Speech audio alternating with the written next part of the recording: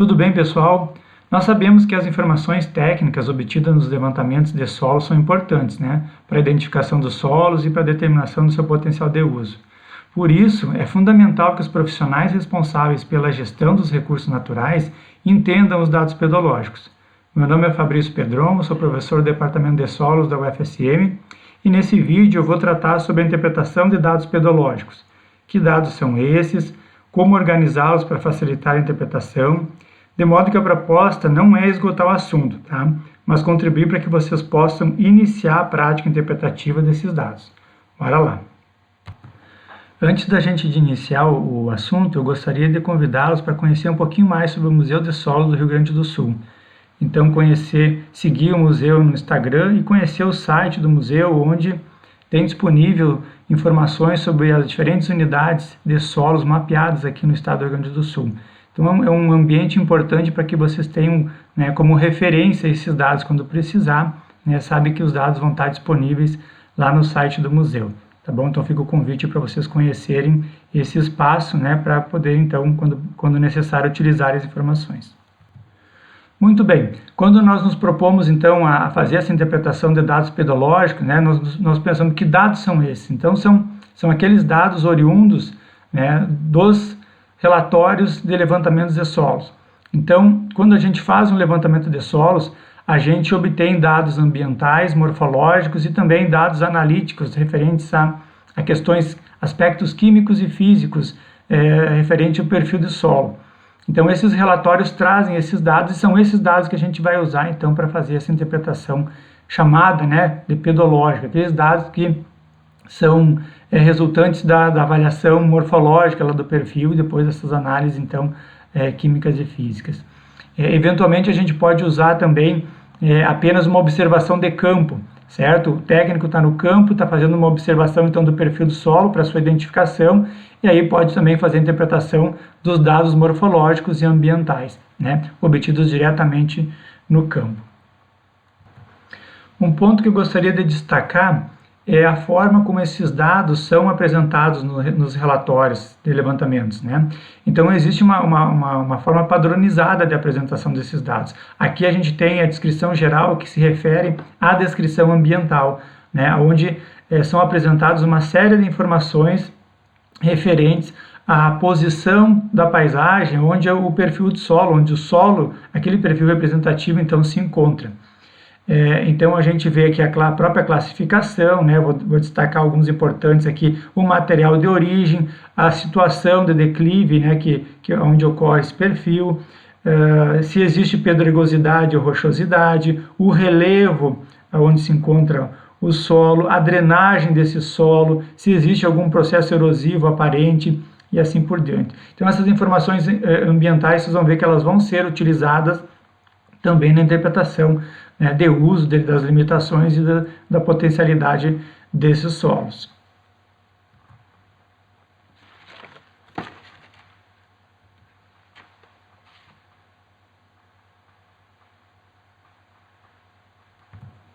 Aqui nós temos os dados morfológicos, então aqui na esquerda os diferentes horizontes que compõem o perfil do solo, e para cada horizonte, então, a gente tem toda a descrição morfológica, certo?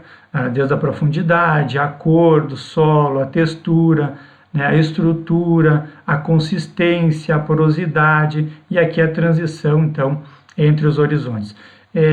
Demais elementos morfológicos, principalmente as feições morfológicas, só vão estar presentes aqui nesse texto quando ocorrerem no perfil. Então, por exemplo, presença de serosidade, presença de liquensides, plintitas, petroplintitas, enfim, essas feições morfológicas mosqueadas, especiais, elas vão aparecer, então, nos trazendo uma série de informações importantes aqui nessa porção referente à descrição morfológica.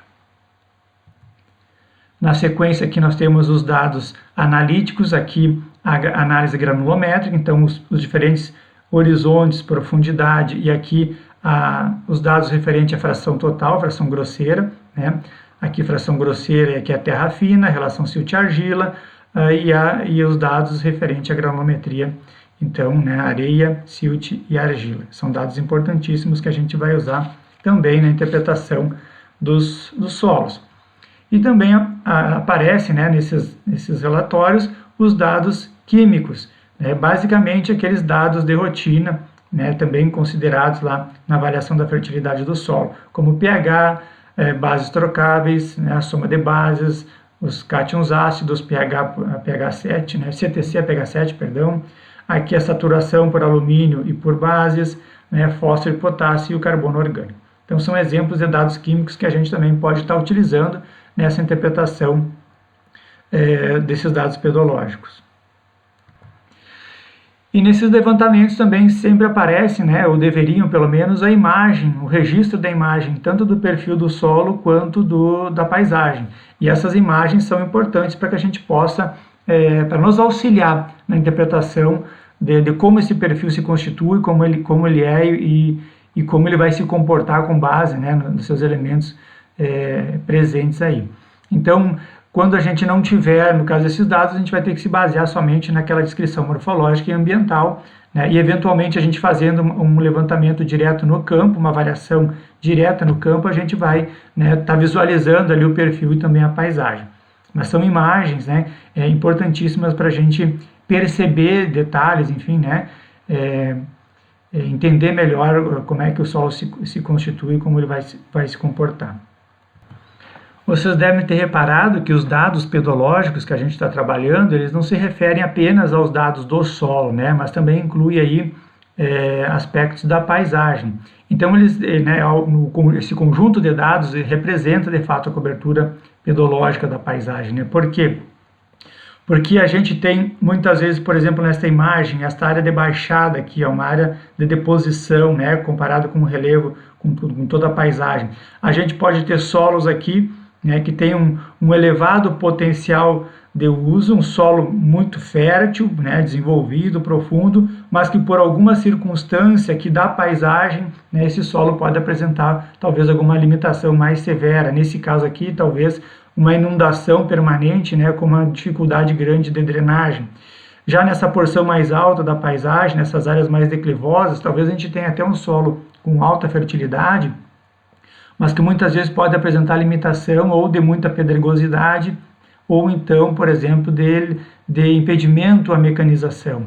Então, por isso a gente tem que considerar, né, todos esses elementos ambientais quando a gente faz essa avaliação das limitações das potencialidades do solo.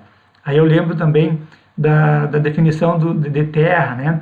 Então, terra é aquela definição que considera todos esses elementos ambientais, não só o solo, mas o clima, o relevo, a geologia, a vegetação e assim por diante, porque esses elementos também podem interferir na potencialidade de uso do ambiente. Então, para a gente saber, né, e principalmente depois para fins interpretativos, né, de classificação interpretativa, classificação técnica, a gente precisa então também considerar esses demais elementos para perceber essas possibilidades e eventuais limitações. E aqui um outro exemplo mostrando então uma sequência de solos, uma catena de solos na depressão central do Rio Grande do Sul, onde a gente tem essas colinas chamadas de coxilhas, formado por material sedimentar, né, que variam de suave onduladas até onduladas, e depois uma porção mais baixa aqui chamada de várzea, né? Geralmente tem o lençol freático muito próximo da superfície, aonde ocorrem predominantemente solos hidromórficos. Então, por exemplo, a disposição aqui da encosta e do topo, né, há um predomínio de argissolos, muitas vezes solos bastante desenvolvidos, né, que têm um bom potencial agrícola, mas os perfis que se encontram aqui nessa porção de encosta, né, têm muitas vezes uma suscetibilidade à erosão muito maior comparado com os solos que estão aqui na porção de topo, com uma declividade muito menor. Então essa é uma limitação imposta pelo relevo, certo? E que por isso, então, mais uma vez, esses dados ambientais também são importantes para a gente perceber, né, as fragilidades que os diferentes solos dispostos na paisagem apresentam. Muito bem, gente, essa interpretação ela pode ser feita de várias maneiras, certo? E mais uma vez a gente não tem o objetivo de esgotar o assunto aqui, mas propor, né, trazer alguns elementos para que vocês possam iniciar esse processo interpretativo. Então, uma das sugestões que eu dou para vocês é a gente separar, né, organizar essas informações com base em fatores limitantes ao desenvolvimento vegetal, certo? E isso, obviamente, é o uso de um enfoque agronômico. Então, a gente vai pegar essas informações ambientais, morfológicas e analíticas e vai organizá-las de forma a fazer uma interpretação referente a limitações de fertilidade, a erosão, a mecanização, né, por excesso ou falta de água no perfil, e as limitações da penetração de raiz, certo? Isso aqui basicamente é, né, os fatores limitantes lá do sistema de aptidão agrícola, certo? A gente já pode, mesmo na análise inicial morfológica e ambiental do solo, a gente já pode iniciar esse pensamento para posteriormente a gente concluir lá com a classificação técnica e interpretativa. Então a gente vai falar, iniciando, com as limitações referentes à fertilidade, ok? Então, quais os indícios, o que daqueles dados morfológicos, ambientais, eu posso perceber que me indique, né, limitação relacionada à fertilidade? Então, vamos lá. O material de origem, né, principalmente quando for muito arenoso, arenitos grosseiros, geralmente formam solos também de textura muito arenosa, que vão ter fertilidade relativamente baixa. O relevo e erosão podem estar associados a solos, né, mais erodidos e alterados. Por exemplo, aqui na meia encosta nós temos o início de um processo de vassourocamento, aonde pode ocorrer a remoção do horizonte superficial, né, que tem uma melhor qualidade agronômica, digamos assim, e a exposição de horizontes subsuperficiais que não tem a mesma qualidade. A textura, com certeza, é uma variável morfológica bastante importante. A textura tem uma relação muito direta com a reatividade dos materiais, né? Então, os solos argilosos tendem a ter uma reatividade maior e um potencial, pelo menos, de fertilidade também maior quando comparados aos arenosos. A gente tem que só cuidar aí o tipo de argila também, né? A mineralogia. Argilas de atividade alta vão ter um comportamento distinto das argilas de atividade baixa. A cor do solo também pode dar uma dica, principalmente em termos mineralógicos. A cor do solo é importante porque nos indica não só a drenagem, mas os constituintes do solo, certo? Coloração escura, né, associada à matéria orgânica, coloração vermelha e amarela associada ao óxido de ferro, coloração escura ou acinzentada podem estar associadas, dependendo das condições ambientais, aos minerais 2:1, então aquela história da argila de atividade alta, argila de atividade baixa. A gente pode ter, então, associando textura e cor, né, e drenagem, por exemplo, a gente pode ter uma boa estimativa aí de quais os minerais que predominam nesse perfil e qual seria a atividade da argila e, consequentemente, sua fertilidade. A estrutura também tem uma relação interessante com a própria mineralogia, né? Estruturas prismáticas e colunares têm uma associação boa com minerais 2:1, estrutura em blocos e granulares, né, com minerais de baixa atividade, né? Então a gente também pode fazer essa associação. Feições morfológicas especiais, por exemplo, a presença de slick sais no perfil, né, indica o caráter vértico e a presença abundante de minerais 2:1, ou seja, argila de atividade alta. Uma fertilidade alta, provavelmente com falta apenas de fósforo, né? As próprias raízes podem ser indicadores de limitação à fertilidade, né? O não desenvolvimento, né? A não penetração de raízes em camadas, em horizontes, onde não tem nenhuma limitação física, pode ser, então, uma limitação química a esse desenvolvimento. E, né, talvez de forma mais contundente, a gente consiga perceber isso, né, nos dados químicos quando presentes. Então, se nós estivermos analisando uma área com base em um relatório de levantamento de solos, com certeza a gente vai ter os dados químicos.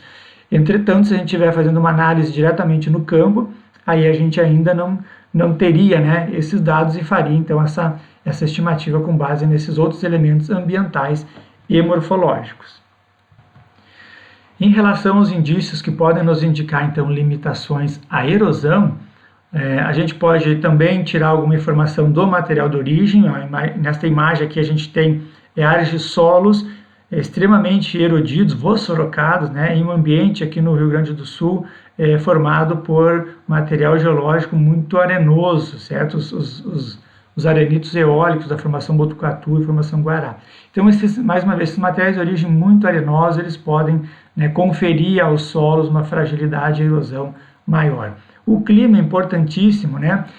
Climas que apresentam eventos de chuva muito intensos, com certeza vão gerar um potencial erosivo bastante grande e vão ser, né, vão causar esse problema aí nos solos. Então a gente tem que estar bem atento às questões climáticas. O relevo e a própria presença de erosão, como na imagem que a gente vê aí, né, numa descrição de uma área dessas, a gente já tem evidente que é um ambiente frágil aos processos erosivos, principalmente por vossoracamento.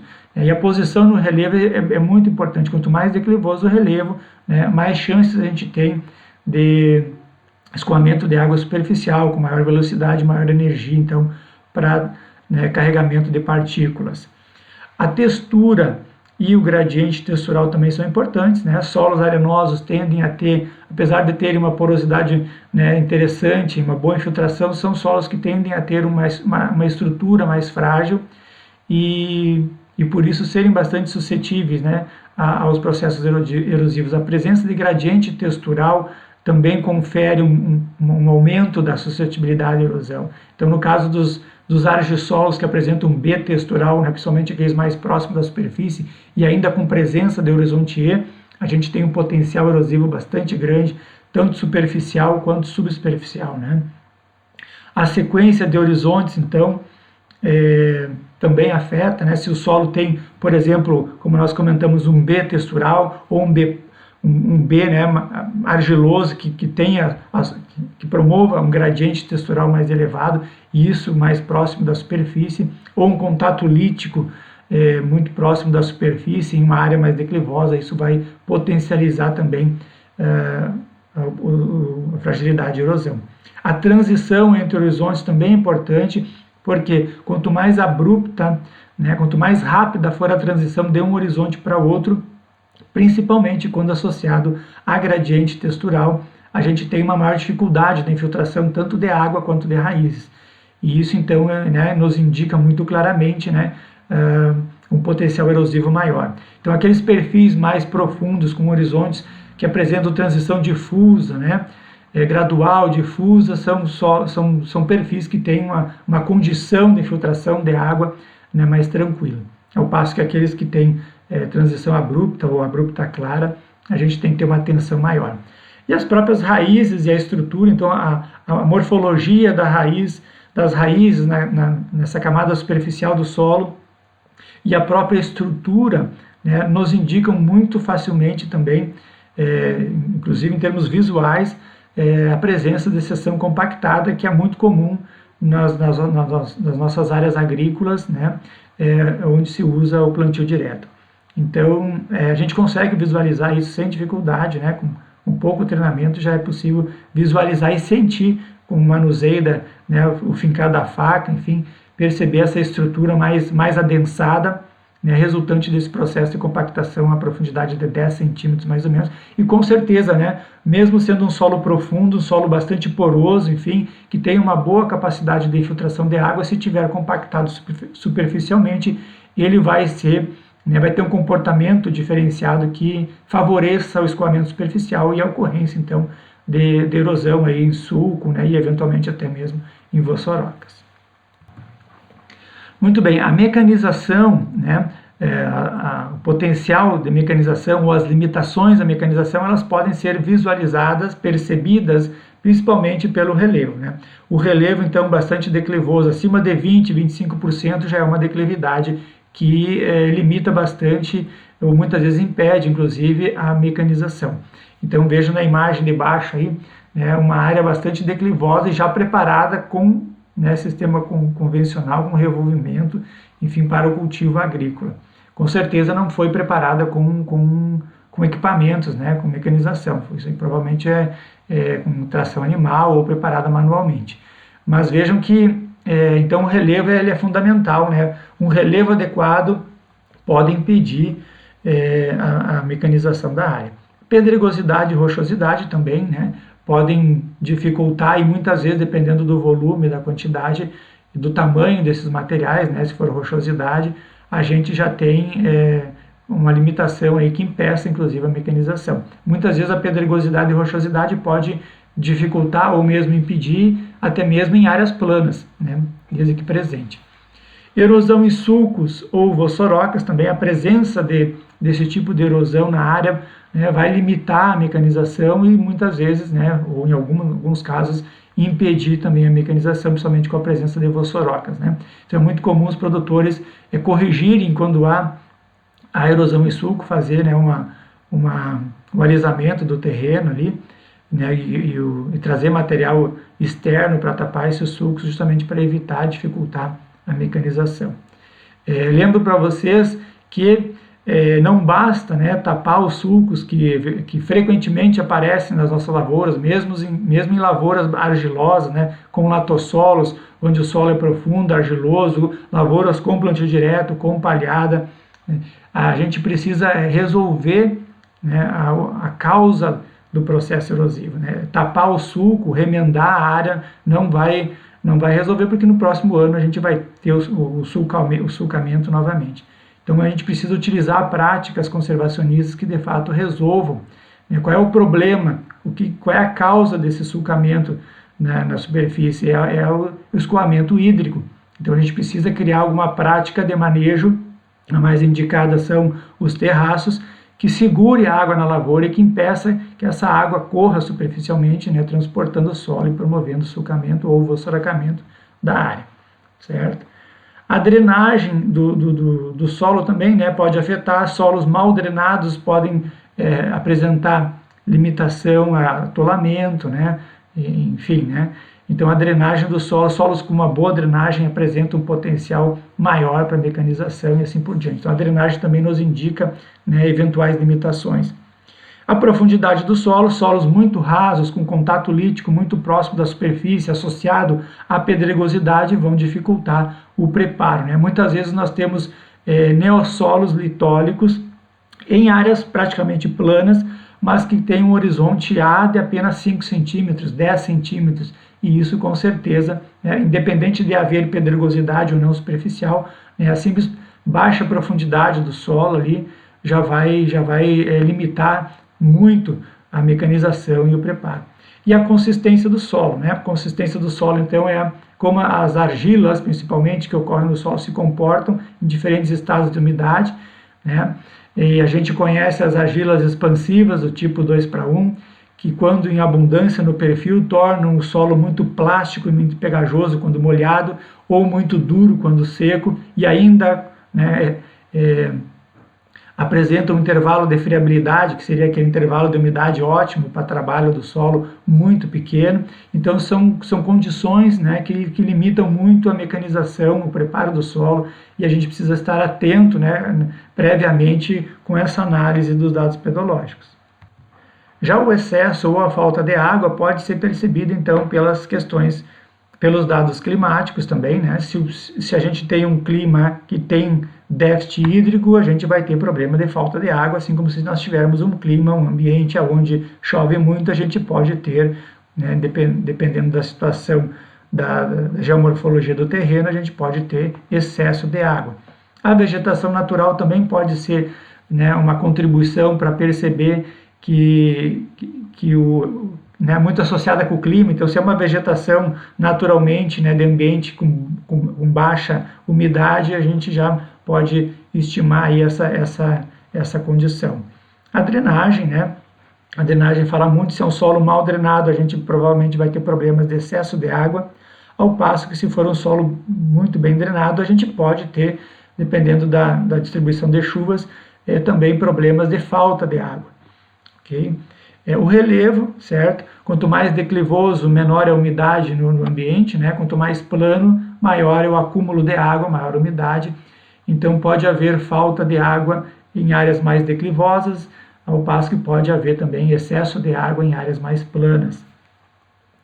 A profundidade efetiva do solo. Então, se nós temos um solo, né, pouco profundo, com uma textura mais arenosa, certo? A gente vai ter uma menor capacidade de retenção de água e pode, então, ter problemas de falta de água. Então, a profundidade efetiva ela é importante. Quanto maior a profundidade efetiva, maiores são as chances da gente ter mais água armazenada no perfil.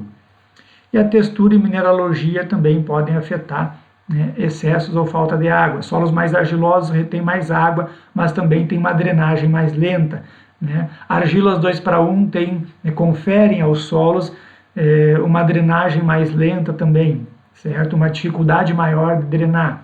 Então, em áreas planas, por exemplo, né, a manutenção da água, por exemplo, em lavouras de arroz irrigado, em alguns solos argilosos e com argilas, né, desse tipo mais expansivas, são mais facilitadas. Se gasta menos água para manter a lâmina na lavoura, ao passo que se precisar drenar aquela área também vai ser bem mais difícil, né? E hoje em dia, com a utilização de soja, cultura de sequeiro em áreas de terras baixas, né? Então esse é um tipo de ambiente que vai ter mais dificuldade para o sucesso do desenvolvimento da soja. Então textura e mineralogia também afetam, né, essa questão de falta ou excesso de água.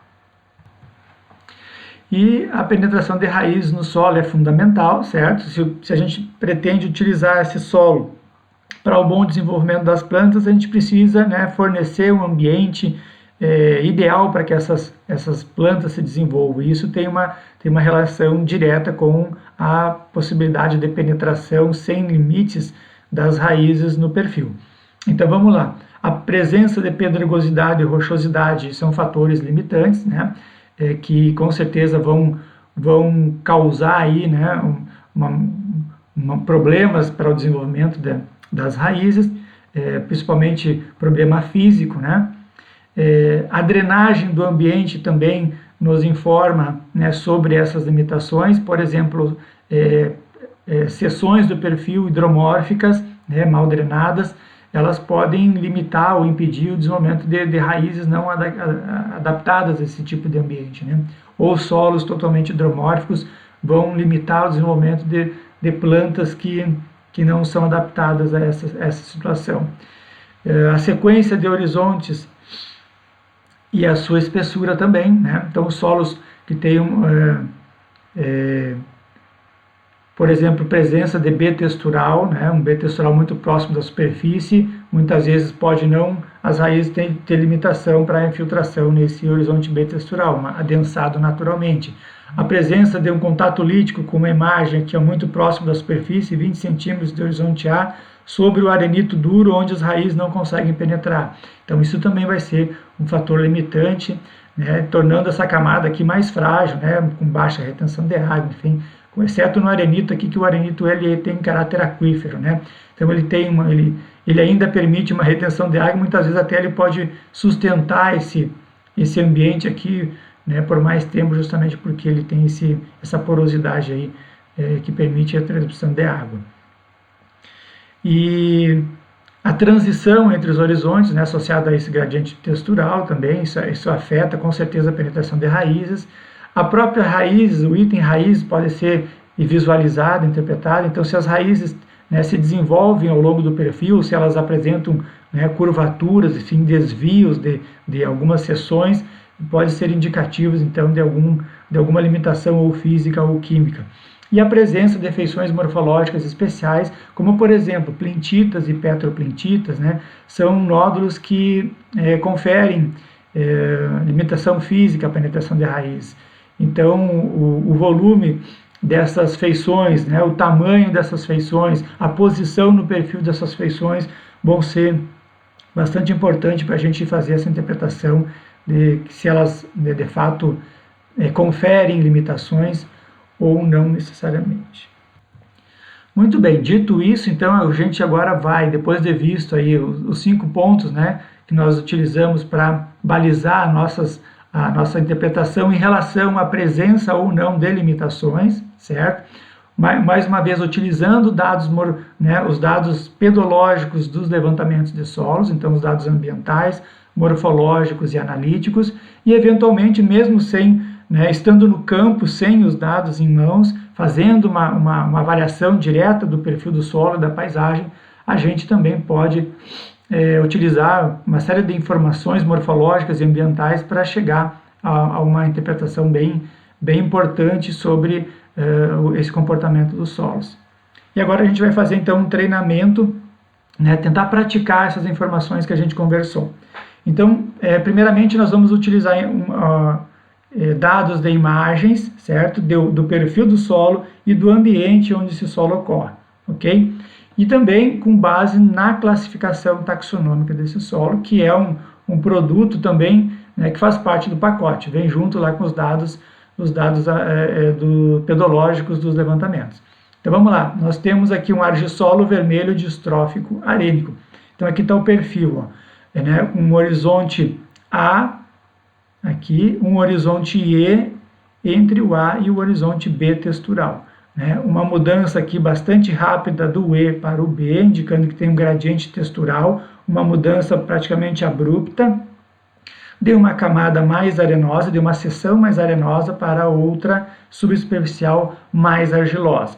Né? Na paisagem, no ambiente onde é que esse solo ocorre, aqui no terço médio da coxilha, certo? Da colina. Uma colina, né, ondulada, forte ondulada, então tem uma declividade bastante significativa, certo? E sendo utilizada aí com campo nativo. Muito bem, então vamos começar a fazer nossa interpretação com base na fertilidade. Então, em termos de fertilidade, a gente percebe que temos aqui um horizonte bastante arenoso, que eu posso confirmar com o item aqui, no quarto nível categórico, a classe arênico, né? Que é um solo que tem textura arenosa, então menos de 15% de argila, de 50 a 100 centímetros de profundidade, de espessura.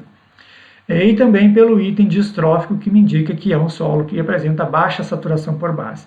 Então vejo que esse argissolo é um solo que tem baixa fertilidade, né? Em termos de erosão, é um solo com certeza vai apresentar alta fragilidade, certo? Uma suscetibilidade à erosão bastante elevada, porque tem aqui, né, a presença de um horizonte E, um gradiente textural bastante elevado.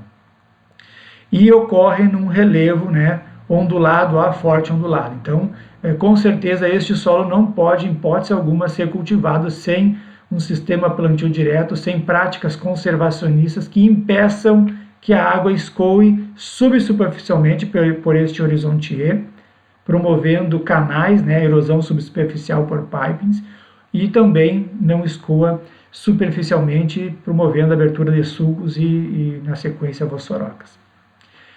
Então, mais uma vez, né, a prática mais indicada é o terraceamento, mas aí a gente precisa também analisar, né, situações, pontos específicos dessa propriedade, desta área, para determinar quais as práticas mais adequadas. Né? O fato é que não pode haver escoamento de água. Se haver escoamento de água nesta condição de alta fragilidade, a gente vai ter sulcamento e vossorocamento muito rapidamente. Ok? Em termos de mecanização, não tem nenhuma limitação, né, significativa. É um solo bem drenado, indicado pela coloração vermelha.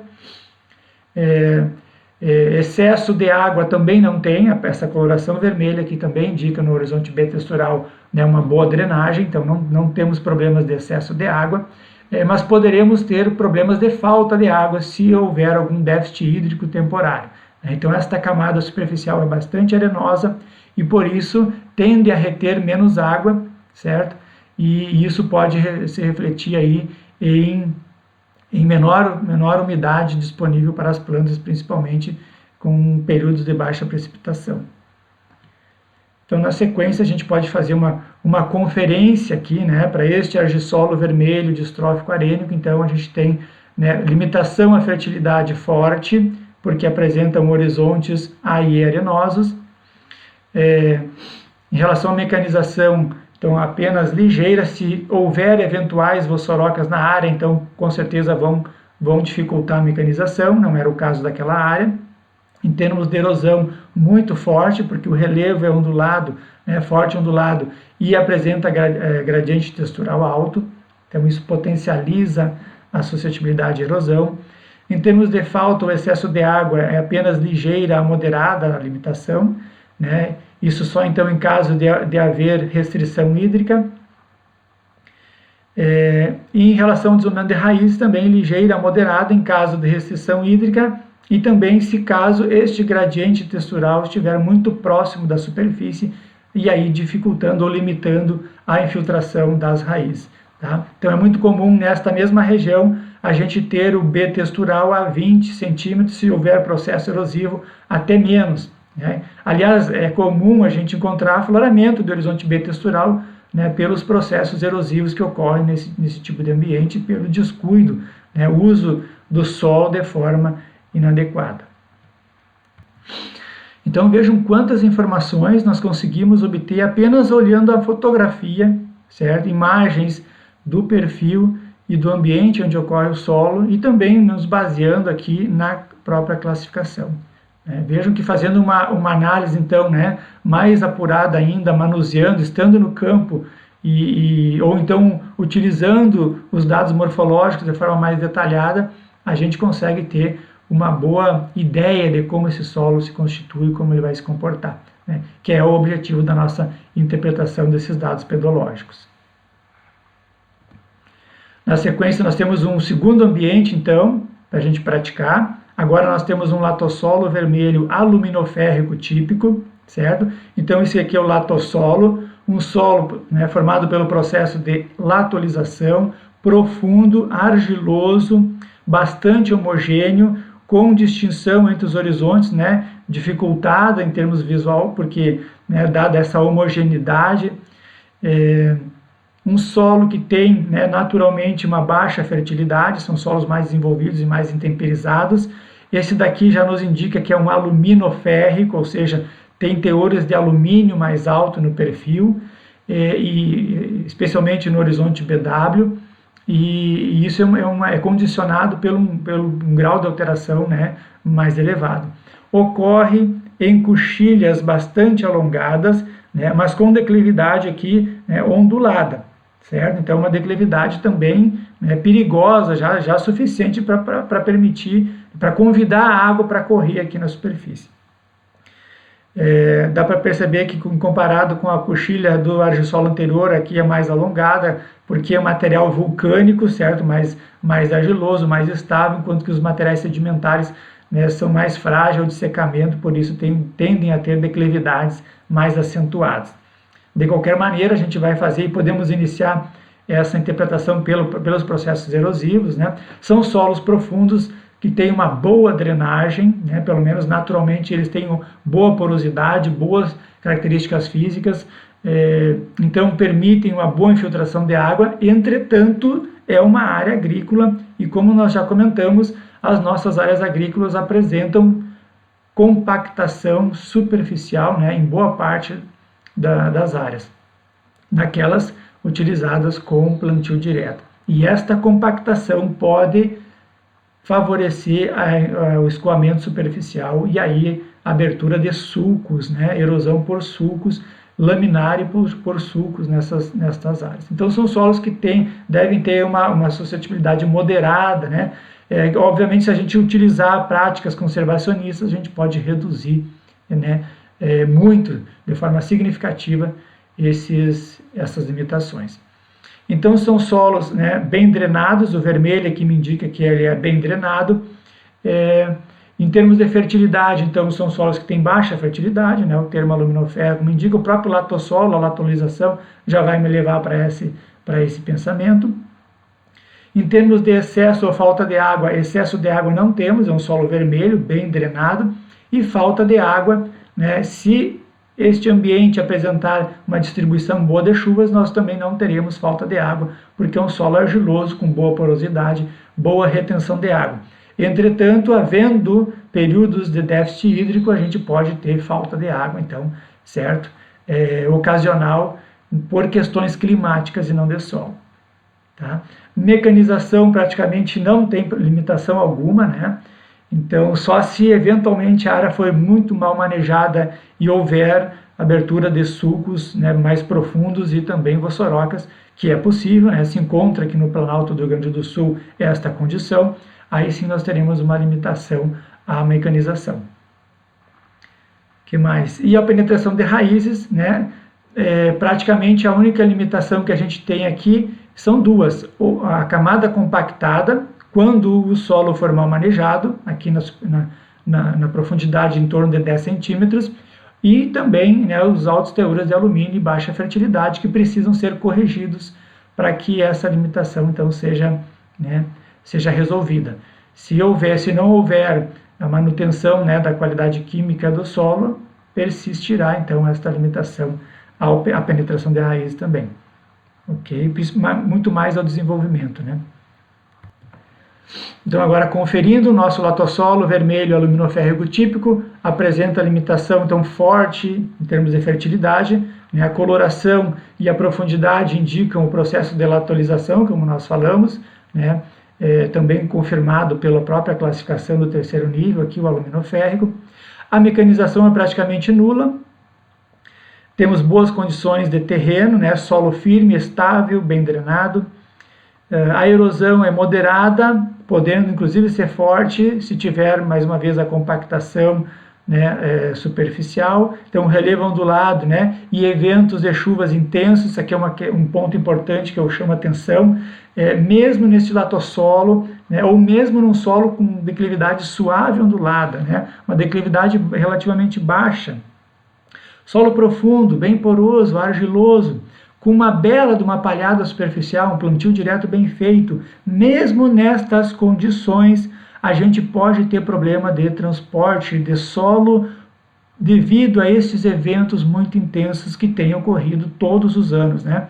E aí o número desses eventos tem variado, mas com certeza tem ocorrido, eventualmente um ou outro ano lá mais seco pode não ocorrer, mas aqui no sul do Brasil tem ocorrido praticamente todos os anos e tem promovido o sulcamento dessas áreas. Então, não adianta termos um solo perfeito se o clima nessa situação, né, é o causador, né, deste problema que precisa ser resolvido com práticas que mantenham a água então no solo e não impeçam essa água de escoar na superfície.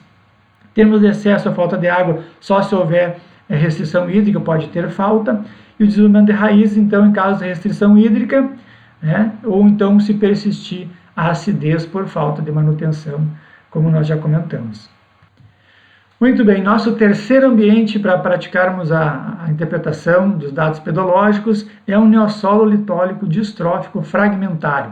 Veja um perfil aqui que lindo, ó. Um solo com horizonte A de aproximadamente 20 centímetros, né, assentado sobre um contato lítico aí com a rocha vulcânica parcialmente alterada, mas ainda dura o suficiente para impedir a sua escavação com a pá de corte e, portanto, né, se classificada aqui como um contato lítico bastante fraturado, o que indica então que há possibilidade da água infiltrar por essas fraturas, assim como as próprias raízes das plantas também infiltrarem pelas fraturas. Por isso esse termo fragmentário, indicado aqui no quarto nível categórico. O litólico, né, indica o contato lítico dentro de 50 centímetros, nesse caso aqui aproximadamente 20, e o distrófico indica a baixa fertilidade natural deste solo.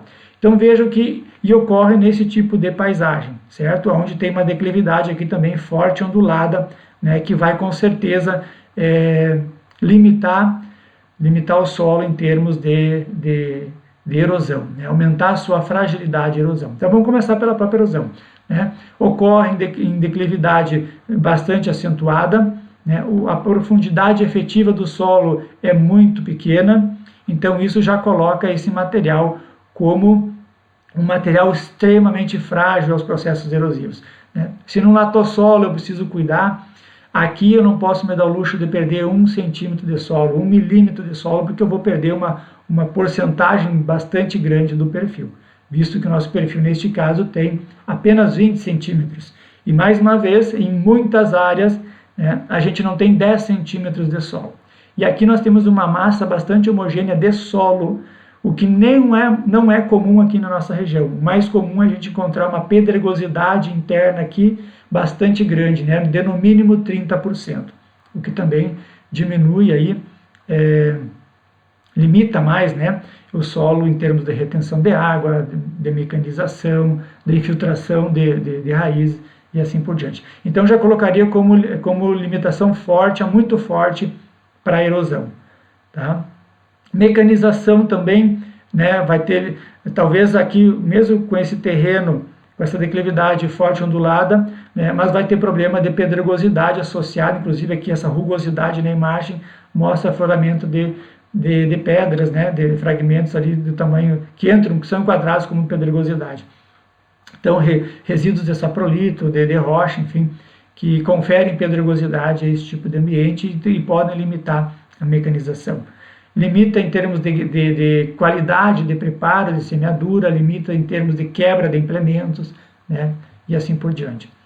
Em termos de fertilidade, é um solo difícil de perceber a fertilidade, então ressalto aqui que, embora alguns livros tragam, né, de forma didática que neossolos são solos jovens, pouco desenvolvidos e férteis, isso nem sempre é verdade. Nós temos muitos neossolos que são bastante antigos, né, e bastante intemperizados. Então, esta porção que já transformou em solo, ela pode ser também extremamente lixiviada, alterada, assim como os nossos latossolos, e ter uma fertilidade baixa e uma acidez alta. Ao passo que alguns neossolos são, de fato, solos menos alterados e apresentam, né, uma fertilidade natural aqui melhor. Então, aqui no Rio Grande do Sul, nós temos a unidade Charrua, a unidade Pedregal, que são solos eutróficos, mas temos a Guaçupi, a Caxias, as Silveiras, que são unidades de neossolos litólicos, eventualmente neossolos regolíticos, com baixa fertilidade e muitas vezes com elevada acidez. Ok? Então, esse aqui, nós utilizamos esta informação, né, da classificação para perceber que, de fato, é um solo que tem baixa fertilidade. Morfologicamente, ficaria mais difícil, né, de fazer essa afirmação. Falta de água não deve ter, porque é um solo, né, bem drenado, né, com fraturas aqui que facilitam a sua drenagem, mas excesso de água então não deve ter, mas falta de água com certeza, né, deve ser um problema, principalmente se não tivermos uma distribuição de chuvas muito boa ao longo do ciclo da cultura. Ou então irrigação artificial, né? Então, nesse caso aqui nós temos uma profundidade do solo muito pequena, né? Como eu falei para vocês, não é o caso da imagem, mas é muito comum a gente ter uma pedregosidade muito grande no horizonte A, o que diminui ainda mais a retenção de água, a capacidade de retenção de água desse perfil. Então, são solos que secam muito rápido, né? Eventualmente, a gente pode ter uma camada saprolítica aqui abaixo do horizonte A, entre o A e a rocha, e aí e essa camada saprolítica ter um potencial de retenção de água maior, né? E inclusive muito próximo, ou até mesmo maior do que o solo, né? Isso é possível. E aí, então, esta camada saprolítica sustentar uma umidade maior, ou seja, aumentar, né, a capacidade de retenção de água, de água disponível aqui para as plantas. Mas aí, para isso, a gente precisa, então, conhecer estas áreas, né? Fazer levantamentos de solos em escalas apropriadas, que é o que, infelizmente, a gente não tem.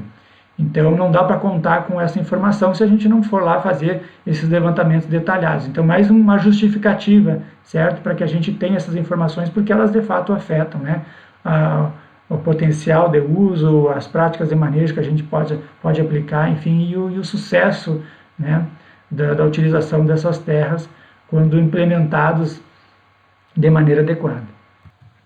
Então, aqui para conferir, o nosso neossolo litólico distrófico fragmentário apresenta limitação à fertilidade moderada a forte, certo? Um solo distrófico. Mecanização é muito forte, porque um relevo forte ondulado e também tem pedregosidade associada. Erosão muito forte, dado o relevo forte ondulado e o contato lítico, né? Muito próximo da superfície, então o solo altamente suscetível aos processos erosivos. A falta ou excesso de água, então, forte, principalmente a falta de água, né, pela pouca profundidade efetiva. Em termos de desenvolvimento de raiz, também forte, porque tem pouca profundidade efetiva, pedregosidade e presença do contato lítico, certo? São todos fatores que vão limitar o desenvolvimento das raízes. Bom, nosso quarto ambiente, então, seguimos aqui nessa aplicação, nesse exercício, né, de tentar extrair essas informações das imagens do perfil, como se nós estivéssemos no campo lá, ou mesmo olhando no relatório, certo? O perfil do solo e a paisagem onde esse perfil ocorre. Então, agora nós vamos olhar um gleissolo melânico TA eutrófico vertissólico, né? Então, um gleissolo, então este solo que apresenta o processo de gleisação, horizonte glei, né, associado aqui a alta umidade, então ocorre numa área, né, de terreno praticamente, de declividade praticamente plana, com bastante umidade, muito utilizado para o cultivo de arroz irrigado. Esse tipo de solo aqui no Rio Grande do Sul a gente encontra muito no litoral, eventualmente na depressão central, na parte do sudoeste, do gaúcho, também na campanha, pode ocorrer, certo? Então são solos que têm são solos argilosos, né, com gradiente menor, ou seja, né, todo o perfil tende a ser argiloso. Tem um horizonte A, ele é melânico porque tem horizonte A ístico ou xernossólico, ou então úmico, né, aúmico. Então tem essa variação, quer dizer que tem um horizonte A com teor de matéria orgânica um pouco mais alto. E esta variação dos tipos de horizontes, né, superficiais aqui, é que podem conferir uma pequena diferença de comportamento, principalmente associado à capacidade de drenagem. Então, eventualmente, alguns perfis de gleisolos melânicos a gente vai ter uma dificuldade maior de drenar, em outros, talvez essa camada superficial associada ao horizonte A gente consiga, né, drenar de forma mais eficiente, ao ponto de, por exemplo, entrar com a cultura da soja nesse tipo de ambiente, né? Mas como é que eu vou saber isso? Apenas com levantamentos detalhados, né, de solos, que infelizmente, mais uma vez, a gente não tem. Então a gente perde muito, né, uma série de informações importantes que poderiam balizar o nosso uso e um uso com sucesso, certo? Desse tipo de área. Então vamos lá, atividade de argila alta, né, o TA, atividade de argila alto, porque está associado a um volume de argilas expansivas, aqui argilas do tipo 2:1, bastante significativos. Então, alta fertilidade, né, condicionada pelo tipo de argila expansiva e pelo caráter eutrófico, então alta saturação por base, e eu posso confirmar a presença dessas argilas pelo caráter vértico aqui, ó, né, do quarto nível categórico, que está indicando que este solo então tem aí um caráter vértico, né, a presença talvez de porções com slick sides e esse teor de argila 2:1 um pouco mais intenso. Então vamos lá, em termos de interpretação de fertilidade, né, uma fertilidade alta, um gleissolo TA eutrófico vertissólico, com certeza vai ter uma elevada CTC, né, uma alta saturação por bases e acidez praticamente nula, e aí provavelmente a gente vai ter deficiência de fósforo, né, mas os demais elementos, aí, enfim, né, parâmetros, com certeza vão ser muito bons em termos de fertilidade. Então é um solo que tem fertilidade natural já elevada, ok? Em termos de mecanização, olha só, o terreno plano não tem pedregosidade, não tem rochosidade, mas tem essa condição de saturação hídrica aí, né? Pelo menos boa parte do tempo, provavelmente lençol freático presente e próximo da superfície nesse tipo de ambiente, além de ser bastante argiloso, com esse tipo de argila, né, expansiva, que o torna muito plástico e pegajoso quando molhados. Então, com certeza, são ambientes que vão apresentar limitações, né, à mecanização. Limitação a atolamento, limitação ao manejo adequado do solo, dada essa plasticidade, pegajosidade bastante intensas, né, e dificuldades depois de drenagem também da área, e com certeza são argilas bem mais pesadas comparada com aquelas argilas de atividade baixa. Por isso também vão demandar uma força, né, mecânica aí muito maior, os tratores vão ter uma potência de maquinário muito maior para a gente conseguir manejar esses solos. Isso é uma questão importante, né? Vejam que dependendo do solo e da argila predominante, isto vai condicionar o parque de máquinas da propriedade, né? E quantos percebem isso, né? Praticamente ninguém. O produtor só percebe porque quando ele coloca um trator fraquinho ali, não consegue realizar o preparo. Então, muitas vezes, a gente investe em áreas, né, em regiões diferentes, onde a gente não conhece o solo, sem contabilizar junto o custo, né, do maquinário, que vai ter que ser diferente, porque o solo condiciona isso. Então, muitas vezes, isso pode ser um fator, né, que a gente não esperava, não estava calculando junto. Por isso é importante também a gente conhecer esses solos. Então vamos conferir aqui as informações. Em termos de fertilidade natural, a limitação é apenas ligeira, né? Restrição de fósforo, a mecanização é forte devido à presença das argilas expansivas e hidromorfismo, erosão é nula, o terreno é plano, falta ou excesso de água é forte, principalmente o excesso de água, porque é um solo hidromórfico, e o desenvolvimento de raízes aí varia de moderada a forte, dependendo das condições e principalmente, né, impresso pela má drenagem do terreno. E agora a gente vai fazer um exercício ao contrário, certo?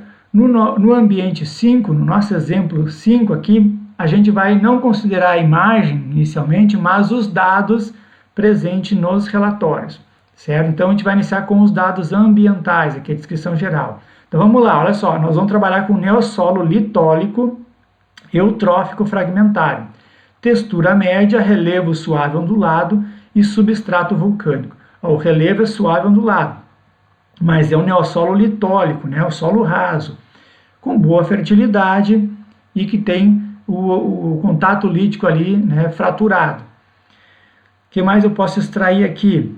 Foi feito numa trincheira, escavado no topo de morro, declividade de 3 a 8, sob lavoura de soja, é cultivado com soja, rocha vulcânica, material de origem, o relevo local suave ondulado, erosão apresenta laminar, né? Não tem indício então de sulcamento, é um solo bem drenado, certo?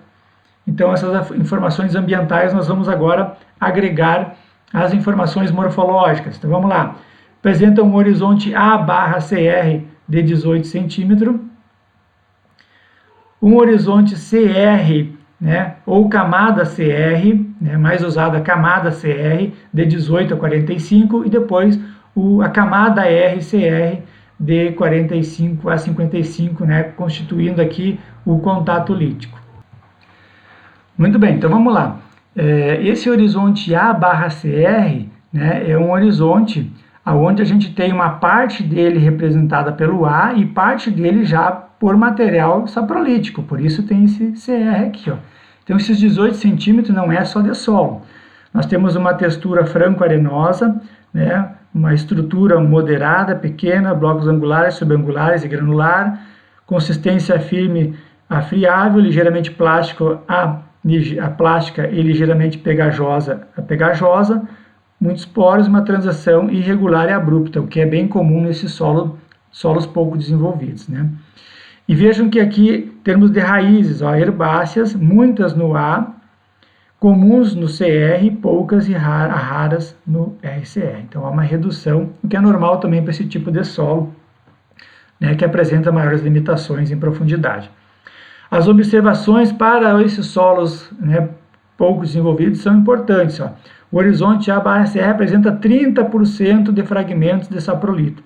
Então por isso que tem CR ali, ó, 30% dessa massa aqui do horizonte, né, inicial ali, superior, é de saprolito.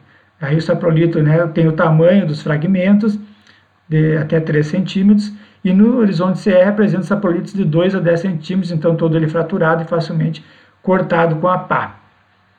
Muito bem, então aqui o que a gente pode extrair de informação? É um solo raso, é um solo que vai ter, né, só 70% de terra fina, então isso vai afetar a retenção de água. Aí tem que ver a dureza desse CR, porque esse CR aqui pode também reter água, certo?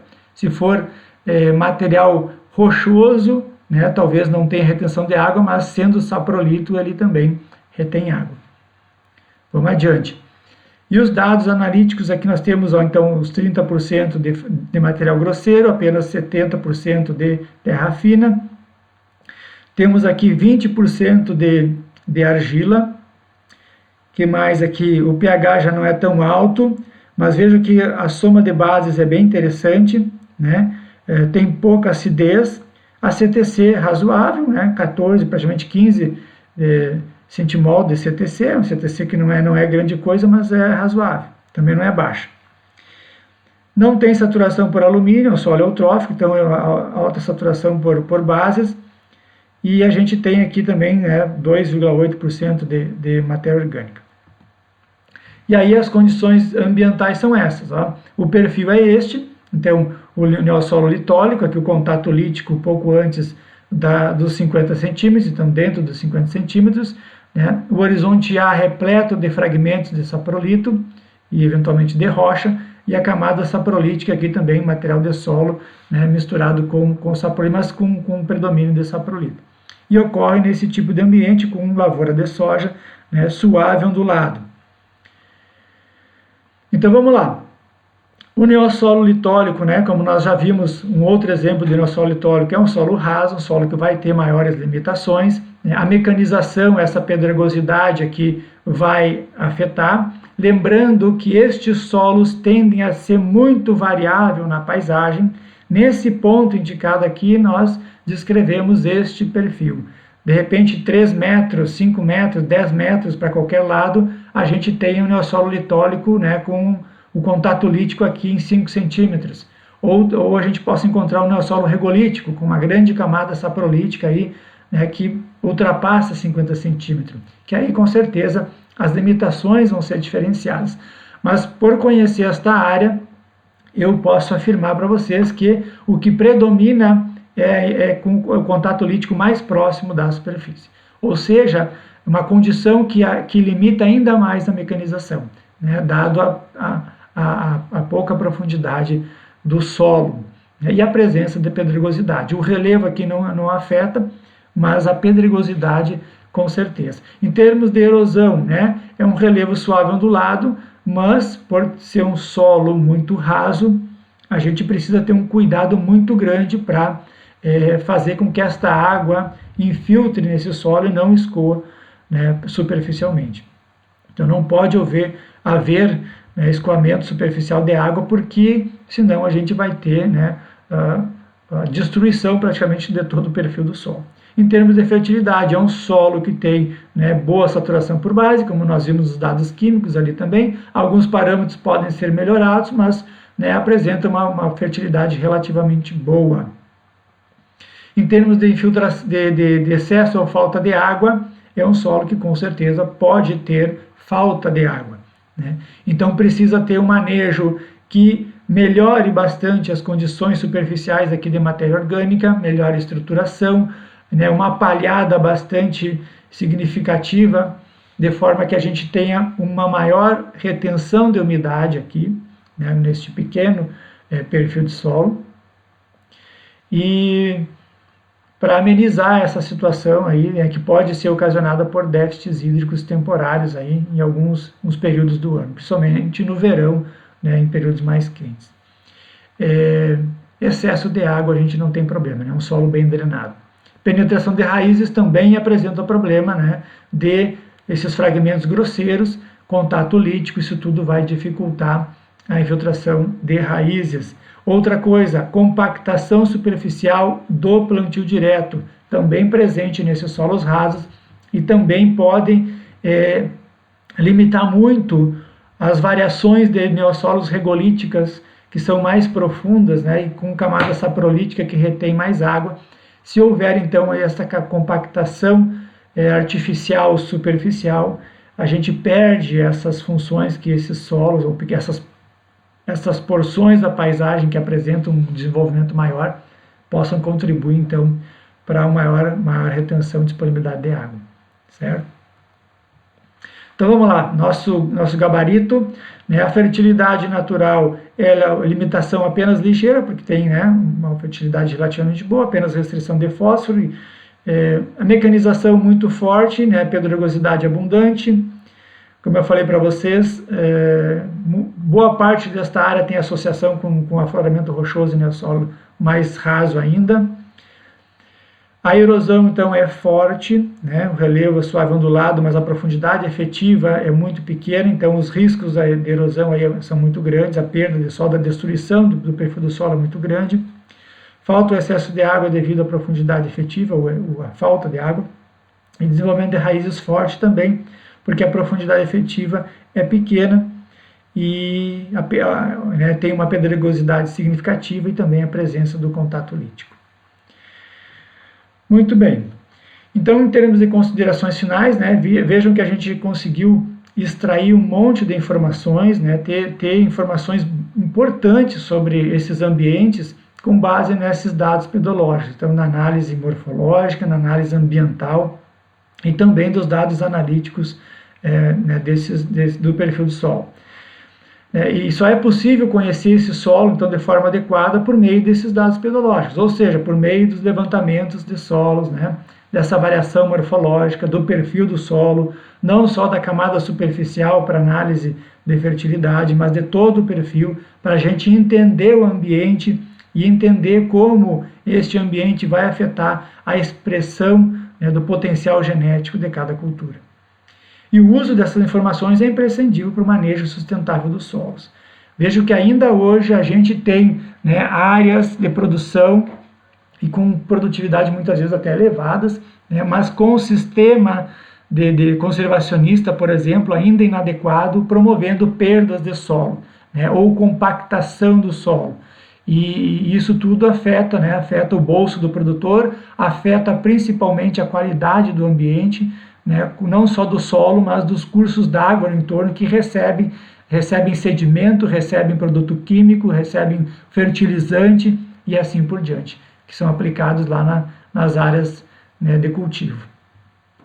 E gostaria de destacar também, aproveitar a oportunidade, que aproximadamente 20% do território, só isso, né, apresenta esses dados pedológicos em escala adequada para uso agrícola ou mesmo não agrícola. Então, o que acontece nos demais 80%? Né? Então, será que quando os técnicos procuram esses dados, ou será que não estão procurando esses dados, não estão considerando esses dados? Né? Então, esse é um aspecto que a gente tem que tomar cuidado, estar atento e sempre contribuir para estimular, né, a realização de levantamentos de solo, enfim, né, para que os produtores conheçam essas informações e os técnicos, de fato, a utilizem, né, no planejamento agrícola. Então era isso, eu fico por aqui, né, espero que vocês tenham compreendido e aprendido um pouco mais sobre esse ponto tão importante do manejo dos nossos solos, né, de conhecer os solos, de fazer a interpretação desses dados e também de usar esses dados no planejamento de uso das terras. É algo que é bastante importante para que a gente possa ter um aprimoramento, né, do uso sustentável desse recurso natural tão importante. Então, até a próxima.